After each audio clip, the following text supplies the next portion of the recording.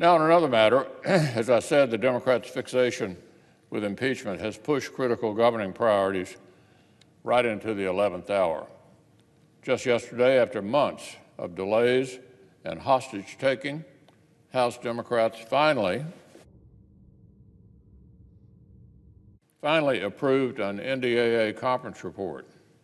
Next week, the Senate will pass it and send this overdue legislation to President Trump. But of course, we need to follow up defense authorization with defense appropriations so that we actually supply the funding that our service members need to carry out their missions and our commanders need to plan for the future. And it's not just defense funding that's been hampered by Democrats' impeachment obsession and reluctance to do anything bipartisan. All federal funding has been jeopardized by the House's procrastination.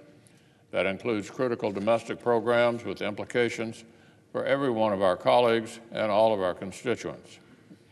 Yet even today, at this late date, Democrat leadership is continuing to delay a bipartisan agreement on appropriations. Even now, at the 11th hour, they're still threatening to potentially tank the whole process and force another continuing resolution. So look, Madam President, the story is the same as it's been for months. Partisan policy demands, poison pills, exactly the playbook that the Speaker of the House and the Democratic leader had explicitly promised months ago in writing that they would not use to sabotage appropriations. So let me say that again. The Speaker of the House, the Senate Democratic leader, explicitly promised last summer in writing that they would not use poison pills or changes to presidential transfer authorities to sabotage the appropriations process. And yet, even in mid-December, they're still using those tactics to jeopardize all of our progress. It doesn't have to end this way. I know earnest discussions are still underway as our colleagues in both chambers work to fix this. I would urge the Democratic leadership to let the committees do their work, let the Congress do its work, and let us pass legislation on a bipartisan basis next week. Now, on a related matter, while we hold out hope for a breakthrough in appropriations, we also know there's been one major casualty of Speaker Pelosi's impeachment obsession: Congress' ability to pass the president's USMCA this year. It was more than a year ago that President Trump first signed the draft agreement with the leaders of Canada and Mexico, more than 12 months ago.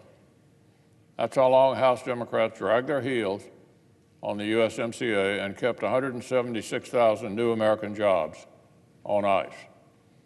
Now, at the 11th hour, Speaker Pelosi has finally realized it would be too cynical and too nakedly partisan to allow her conference impeachment obsession to kill the USMCA entirely. So after a year of obstruction, she finally gave in to Republican pressure and struck a notional deal with the White House. But actions have consequences. That entire calendar year that House Democrats wasted has consequences.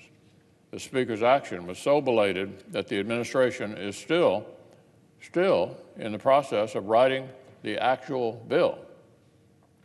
We don't have a bill yet. Once a bill is produced, the House has to take it up first. And then under trade promotion authority that exists to protect the deals that presidents negotiate, after House passage, the bill spends up to 15 session days in the Senate Finance Committee. And then after that, there's up to 15 session days for the Senate to vote on the floor. So unfortunately, the Speaker's 12 months of delay have made it literally impossible for the Senate to take up the agreement this year. And if House Democrats send us impeachment articles, those have to come first in January. So the USMCA will get pushed back yet again. Like I said, Madam President, actions have consequences, there is just no way the Senate can make up for 12 months of House Democratic delays in just a couple of days. Governing is a question of priorities.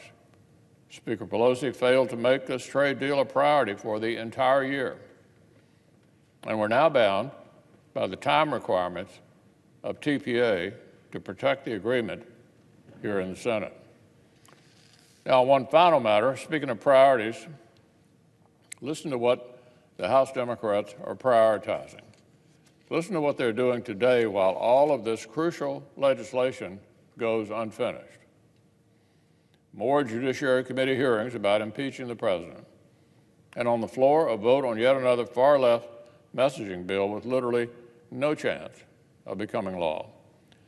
They're spending floor time on their socialist scheme to micromanage America's prescription drugs and put the federal government in charge of the medicines so many people rely on.